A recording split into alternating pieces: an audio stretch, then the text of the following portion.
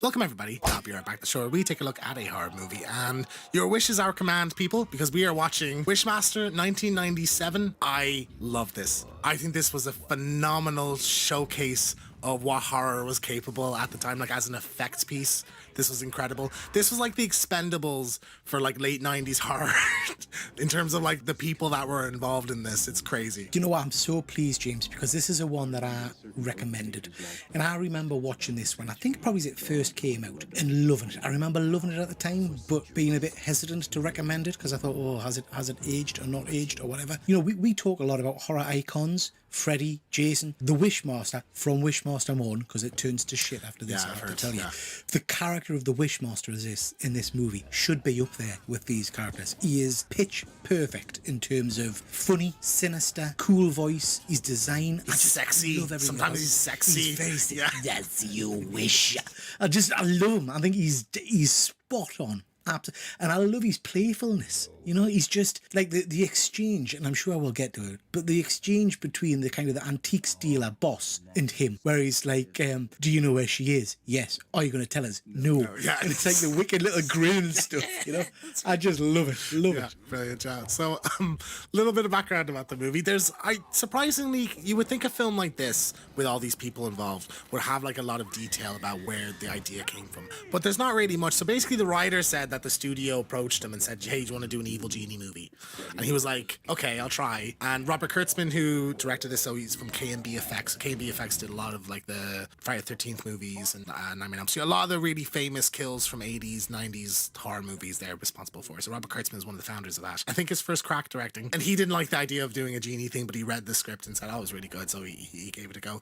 Wes Craven is attached to this somehow, but I can't find any specific involvement that he had. He executive produced, and it says Wes Craven presents, so I suspect he just kind of licensed his name to it. Slapped his name on it. Because, get a few books. Because Scream had just come out and he was really popular at the time. But yeah, it's just like the tone of it. It feels to me, I think Candyman is probably the closest thing I would put to this, but maybe just with a more fun vibe to it, you know? Yeah, I was going to say Candyman, but with some humour in it, because there's no getting away from the fact that this is at times a funny movie, but also it's proper horror. You know, there are some horrific scenes in this, some real kind of gore fest. I mean, I'll just roll through them now, like some of the scenes. So there's like, we open on this, I love the opening, because I love like kind of Persian settings, kind of, you know, I'm a big fan of Aladdin and kind of things like the Prince of Persia, things like that. So the opening really got me in. I was like, oh, we're starting here. Okay, cool.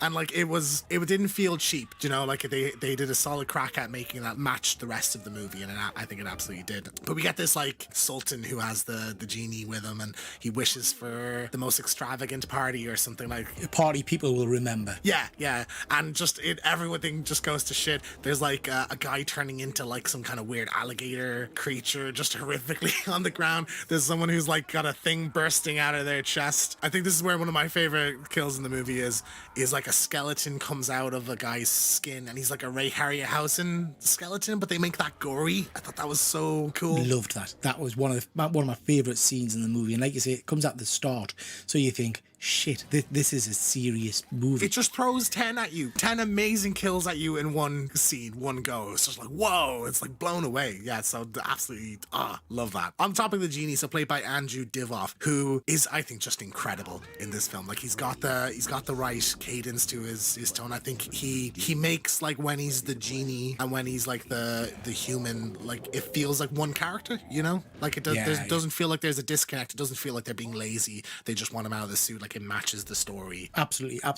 And I tell you what, watching it, I got that same vibe as I got watching Fright Night to an extent, in terms of the kind of the charismatic bad guy who actually, yes, he's evil, yes, he's trying to end the world and he's killing people left, right and centre, but I'd probably like to go for a drink with him. Do you know what I mean? I think you'd be a fun night out. You'd be a laugh. I love how, because like the whole plan is that if you let, you know, the 3 wishes thing, if you let a genie grant you 3 wishes, they can free their own kind from the space between walls. Yeah, from some kind of void or something like that. But the irony is that if he just granted wishes normally, he would have done that ages ago. It's because he's being a dick about it. I think you catch more flies with sugar. So I think if he was just a nice genie like Robin Williams, you know, he just sussed this out, no problem.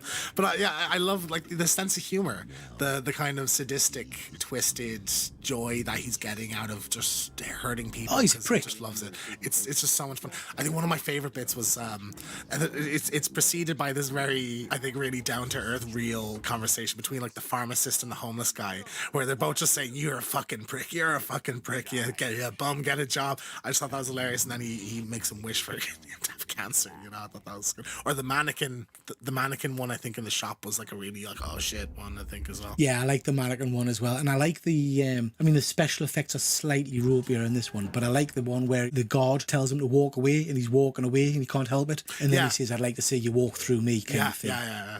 And I think that was a good demonstration of like, if you are as literal, there's no room for interpretation. I want you to leave. Like he can't twist that in any way, you know. I thought that was great. What's your favorite look for him? Because I really like the like armored genie look, like the kind of like and the makeup I think was really impressive. He looks real. I'm happy with him in the suit. I don't know what it is about the guy's face. Yeah, I just find him so intriguing. He's a guy who enjoys his work. Do you know what I mean? He's kind of grinning all the way through with the little glint in his eyes, and I just found that really interesting. Sounds like you have a little man crush. I guess you wanted him in a tighter suit, did you?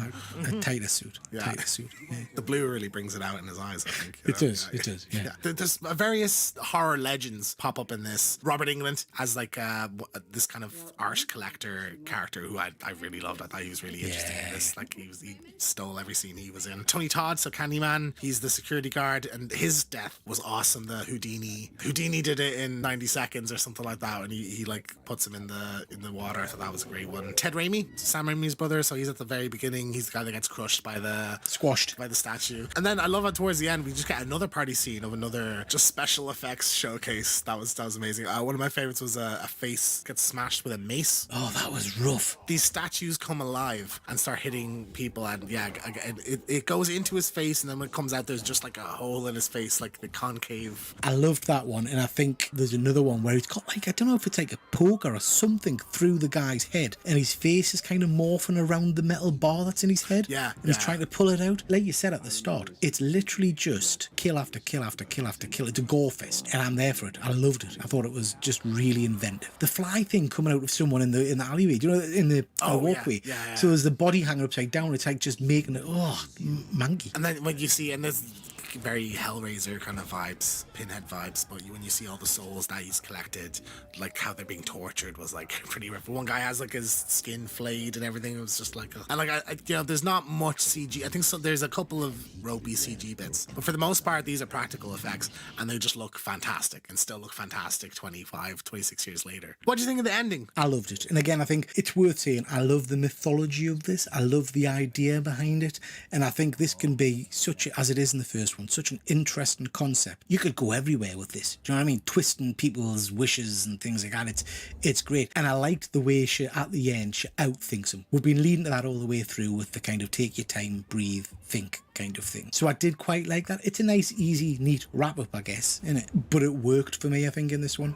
I'm happy Josh came back because I really liked him. He was very charming at the start. The boyfriend. I was like, used to belong together. I'm happy. Because it was very dour. A lot of her friends died. Everyone she knew died, basically. That was weird, wasn't it, mate? The little weird kind of Wishmaster baby thing pulling itself across the floor looking at him. I thought that was quite creepy. That was odd, wasn't it? That was Vern Troy from was it? From Austin Powers. Yeah, that's him. I didn't realise it was Vern Troy. All right. Yeah. So yeah, crazy. He's looked better. A little bit of trivia about the movie. Director Robert Kurtzman makes a cameo appearance as the man killed by a piano wire. So I think that's at the party scene towards the end. Oh, I forgot about that kill. That's a great kill as well, when it wraps and rips his head off. Characters named Finney, Beaumont, Derleth, and Merritt are all references to early 20th century science fiction or horror writers. Jack Finney, Charles Beaumont, August Darleth, and Abraham Merritt. I feel like I would have liked more. I know, like, you know, Scream has a lot of kind of these characters are named after like horror directors and stuff, but I would have liked some more modern kind of influences there. I think it would have been cool. You know, someone called Raimi or something like that. No, don't want it. No. It didn't bother me in the slightest. I went to watch a friggin' film, man, not point names and pick names out. I'm not. I mean, I didn't care when I watched it, but reading this in retrospective, you know what I mean? Well, sorry for having an opinion. Boring opinion.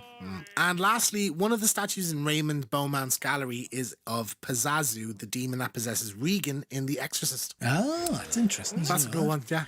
I love little nods to other franchises like that. Yeah, it makes you feel like that's pretty cool. I like that. Cohesive world. I think that's So the future of this franchise, this was followed up by 3 directed DVD sequels. So number 2, Evil Never Dies. So that's Andrew Divoff returning as the Wishmaster. He's replaced in number 3, Beyond the Gates of Hell, and then number 4, The Prophecy Fulfilled. They're all terrible, apparently. Dog shit. Have you seen them all? Absolutely. I think I've seen the second one, and I've seen bits of the third and the fourth one. It gets to the point where the Archangel Gabriel comes out of a stained glass window and is fighting, but it just looks awful. It looks dreadful. I like the lore of like the jinn and that they're like the magical creature, but I wouldn't want to put like angels and that kind of stuff into it. I don't want a good force. I just want these are the only magical thing. And I think that was even a line in the movie of like, these are the only remnants of magic we have left. You see, I kind of think it's hinting at good in the first movie. So at the end scene where she gets into kind of his room of past gods, there's a couple of statues turn their heads and look at her, but they don't do anything. So I kind of thought that was referencing some kind of good force because they don't do anything malevolent or anything like that. Okay, possibly, yeah. But no, the sequels are cack. I wouldn't go into them. But what I would say is I would love to see a new up-to-date version of this. Probably with the original cast. I like the original guy. But I just enjoy the storyline for this. I enjoy the mythology. This seems primed to me for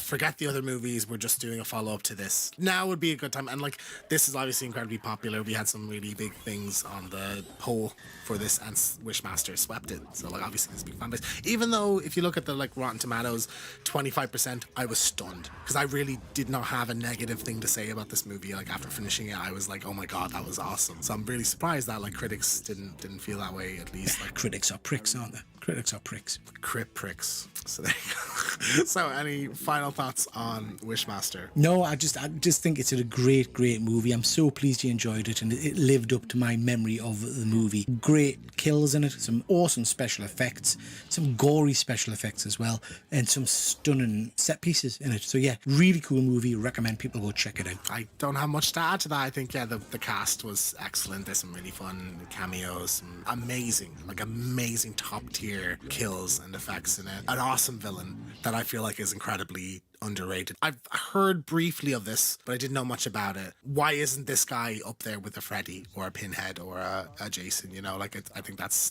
a shame that he's not. Is it better than Willy's Wonderland? I don't know. Of course, don't bullshit. Of course it is. It is. But imagine Nicolas Cage as the Djinn. How would Nicolas Cage deliver that amazing "as you wish" line? Do you know what I mean? How would Nicolas Cage do that? With his eyes bulging, I'd imagine. With his eyes bulging. I can't really do a Cage impression, but it'd be like, "as you wish," or something. I don't know how he does it. As you wish. As you wish. Yeah. Something like that, I think. Naked, obviously. Like he'd be a naked Jimmy. He doesn't need a blue suit. Yeah. That's what I wish for. Yeah. So I'll be right back on Wishmaster. Thank you so much for watching. Leave a like if you enjoyed this. We have a few I'll be right backs. We've done Scooby-Doo, we've done The Strangers, Fright Night, various other horror classics, so check that out. We've also got reviews on all the latest horror movies in the cinemas, so if you're interested, go check those out. We have One Good Scare live every second Friday, and we'll be right back next time with